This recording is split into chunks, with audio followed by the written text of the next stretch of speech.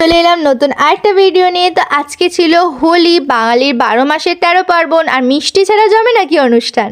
তো সেই জন্য বানিয়ে নিলাম মালপোয়া। তো কিভাবে বানিয়েছি সেই রেসিপিটা তোমাদের সাথে শেয়ার করে নিই। ফার্স্ট দিলাম ময়দা, তারপরে দিয়ে দিলাম সুজি, তারপরে দিয়ে দিলাম নারকোল কোড়ো, চিনি আর কাজু বাদাম, কিশমিশ, মৌরি আর এলাচ হালকা পেস্ট করে নিলাম। পেস্ট করে দুধ দিয়ে ভালো করে সেটাকে মিক্সিং করলাম। মিক্সিং করে যেন দানা দানা না থাকে, খুব ভালোভাবে করতে হবে। করে আমি সারা রাত্রি সেটাকে ভিজিয়ে রেখেছিলাম, কেন যত ভিজিয়ে রাখবে তত জিনিসটা ভালো হবে। তো এটা যখন সারা রাত্রি তোমরা ভিজিয়ে রাখবে, অন্তত মানে 2 ঘন্টার বেশি এটাকে ভেজাতে হয়। তো তোমরা চেষ্টা করবে রাত্রিবেলা করে যেন সকালবেলা ভাজবে এইভাবে, কারণ চালে দেখবে টেক্সচারটা অনেক সুন্দর হবে। তো তোমরা দেখেই বুঝতে পারছো টেক্সচারটা কতটা ভালো হয়েছে। তো একদম ভালো করে তেলে, একটু বেশি তেলে ভাজবে। তো কেমন হয়েছে খেতে সেটা ওরা বলবে। দেখো কেমন হয়েছে। Heavy heavy.